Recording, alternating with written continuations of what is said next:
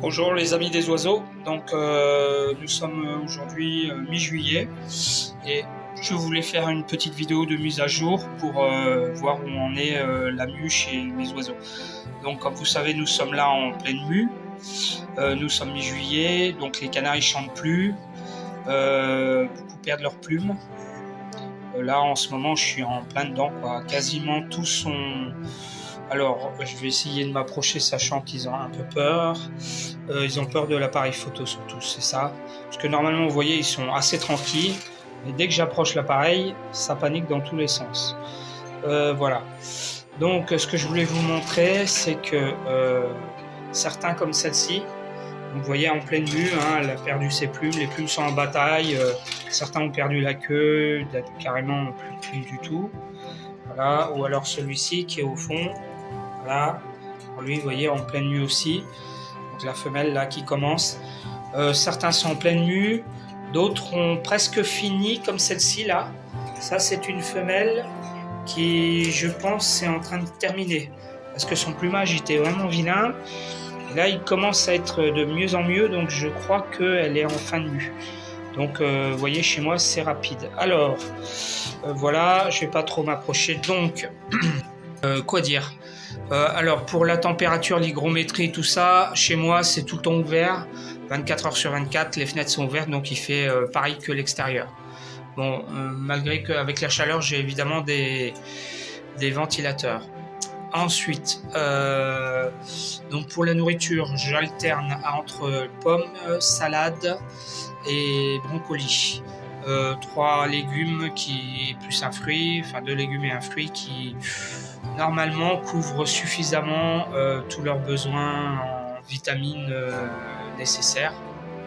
Voilà, je pense qu'il n'y a pas besoin de rajouter plus de choses, hein. Avec ces 3 là c'est déjà bien.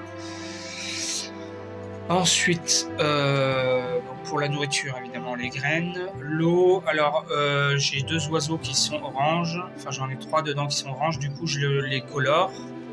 Alors, pour la coloration, normalement, je mets de l'eau. Je mets du colorant rouge. Donc, le colorant rouge, c'est celui-là. Voilà, donc je mets du colorant rouge. Bon, là, j'en ai pas mis parce que j'en mets...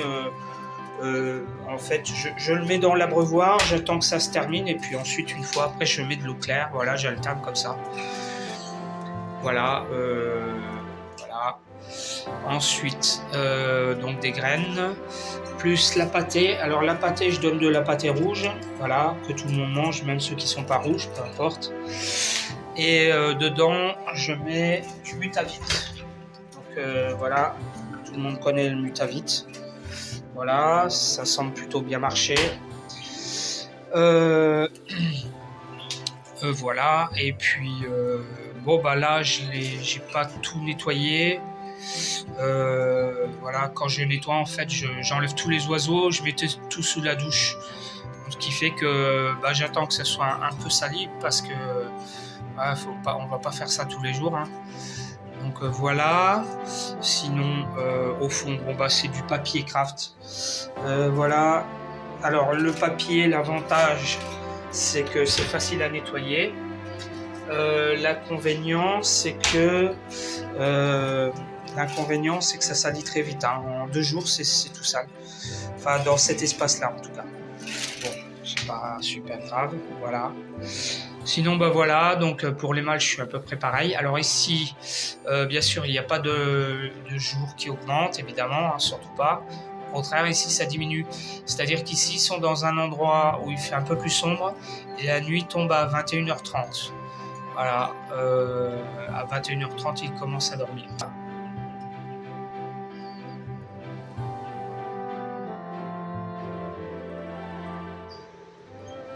Alors, du côté de la volière des mâles, je vais vous montrer, il y a du nouveau. Parce que j'ai une cage. Du coup, j'avais une vieille cage pour les chardonnerets qui était plus du tout adaptée. Voilà, donc, et j'ai agrandi la volière. Voilà, j'ai fait une extension qui fait que la volière est encore plus grande. Voilà, donc les mâles. Alors du côté des mâles, j'en ai certains comme le blanc là, qui est en pleine mue. Enfin, bon, il est déplumé depuis un moment. On dirait que ça commence à repousser. Et ben ça suit son cours. Voilà, donc ici c'est l'extension. Voilà, que j'ai pas encore tout à fait fini parce qu'au point de vue esthétique, il faut que j'ai des détails à revoir. Mais ça, c'est des détails. Jeune mâle huppé. Alors lui, je lui apprends à chanter le chardonneret. C'est-à-dire que il se trouve que comme les oiseaux sont en pleine mue, ils ne chantent plus. Et du coup, c'est un chant de chardonneret en continu. Et il n'y a que ce chant-là. Et du coup, je vais voir si ce mâle-là va le faire. Voilà, donc il y a les verdiers. Alors les verdiers, ils sont en cours, donc lui, les plumes commencent à repousser. Et puis comme vous voyez, j'ai mis les chardonnerets avec eux. Voilà, donc ici ça c'est la femelle. Chardonnerets qui m'ont rien fait du tout. Là vous avez le mâle qui est en pleine mue. Alors vraiment en pleine mue, hein, il a tout déplumé de partout. Voilà, vous avez celui qui est jaune qui se pose, qui lui n'a pas encore commencé sa mue du tout. Voilà, donc du côté des mâles, certains ont commencé, d'autres n'ont pas fait encore. Voilà. Donc pareil que pour les femelles, hein, même régime, hein, les 3 légumes, salade, pommes et broncoli. Je leur donne par contre de la pâtée normale, pâtée aux légumes en fait, voilà, avec du Mutavit. Voilà, au fond donc c'est toujours voilà, c'est toujours c'est donc du papier craft. Ensuite des graines normales. Alors le problème c'est que du coup au niveau des graines j'ai eu un souci parce que en fait il faut que je mette des graines pour le chardonneret. De l'autre côté vous avez les graines pour les canaris. Et évidemment les canaris vont manger toutes les graines de chardonneret. Donc c'est pas très grave, de toute façon il ne va pas y rester. Voilà, donc je vais utiliser les cocottes. Les mettre un peu en haut, voilà, donc les oiseaux vont très bien, voilà, ça chante plus du tout évidemment, c'est normal. Donc je rappelle que la température, la fenêtre est ouverte en permanence chez moi, 24 heures sur 24, 7 jours sur 7, voilà, donc c'est la même température qu'à l'extérieur, il n'y a pas de différence. Et voilà, ça suit son cours, donc la volière est plus grande. Ce qui va se passer après, donc alors je vais vous montrer la nouvelle cage que j'ai achetée. Super cage, voilà. Alors celle-ci elle est réservée soit au chardonneret, bon bref pour des, elle est super bien, réservée essentiellement pour des indigènes, des oiseaux difficiles à faire se reproduire. Voilà les amis, donc de toute façon la mise des oiseaux se fera à partir du mois d'août dans les cages individuelles, donc à ce moment-là je referai une vidéo. Voilà, à bientôt.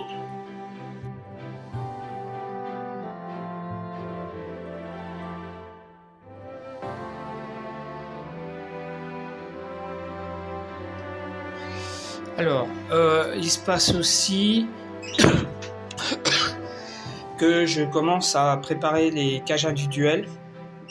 Donc là, je vous en avais une, puisque à partir du mois de nous serons début août, mi-août, suivant ce que les oiseaux auront fini leur mue, puisque là j'ai une femelle là qui commence à terminer sa mue. Donc celle-là, je pense que début août, je vais commencer à mettre dans les cages individuelles. Donc vous voyez, les cages, j'ai commencé à les préparer, donc je les ai nettoyées, je les ai repeintes. Alors, pour la pâture, c'est pas la peine de se prendre la tête, hein. Je vois souvent des gens qui disent oui, il faut pas que ce soit de la pâture toxique, je sais pas quoi. Je les repeins chaque année avec de la pâture normale, vous voyez, et j'ai jamais eu d'oiseaux qui sont morts. Parce qu'en fait, les oiseaux ne lèchent pas la pâture, donc en fait, il n'y a aucun risque. Voilà. Donc je voulais vous montrer ça. Donc vous voyez, j'ai certaines cages que je commence. Alors la baignoire, l'abreuvoir. J'ai bien les 2 mangeoires pour la pâtée. Donc évidemment les mangeoires, Commodore. Le porte-biscuit, voilà.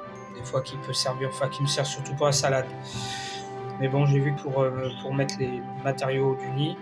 Bon. Donc là, c'est le godet pour les paires morbides. Voilà.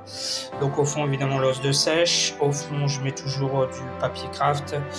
Et puis le nid. Voilà. Et puis, il va falloir que je refasse le décor un petit peu là. Voilà. Et puis, bien sûr, la baignoire. Voilà. Toutes les cages individuelles sont prêtes comme ça. Aussi, je voulais vous montrer, vous savez que j'ai inauguré, donc avant, avant encore maintenant, souvent on a des mangeoires Commodore classiques comme celle-ci. Alors la mangeoire Commodore, l'avantage c'est qu'elle, donc c'est un réservoir, voilà, je vais le montrer là, un réservoir, on voit les graines et en fait on voit quand ils descendent, donc on sait à quel niveau on est. L'inconvénient de la mangeoire Commodore, il y en a plusieurs.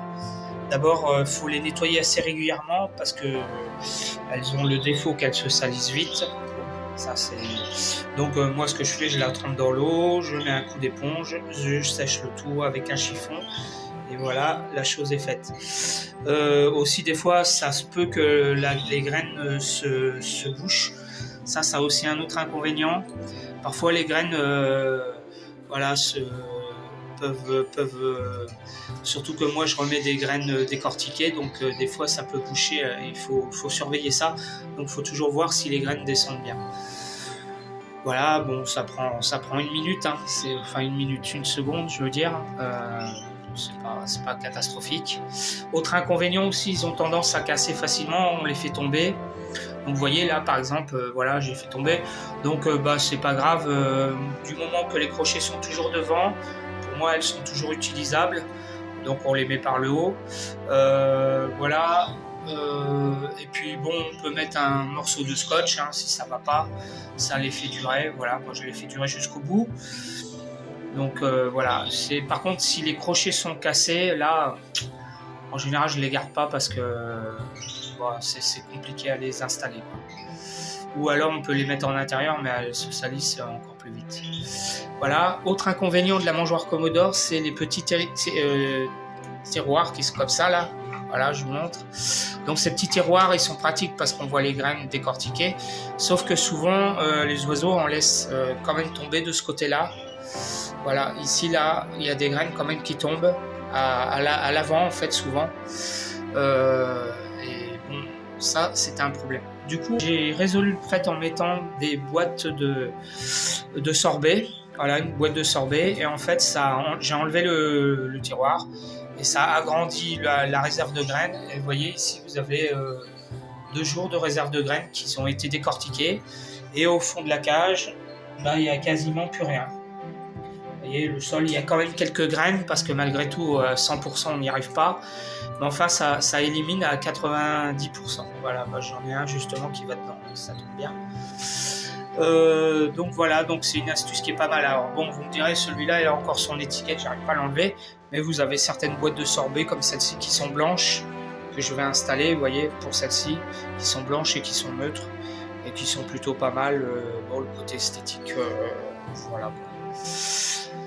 Voilà tout ce que j'avais à dire, donc je vous dis à bientôt et puis pour la prochaine vidéo qui sera sur le sujet des oiseaux mis en cage individuelle.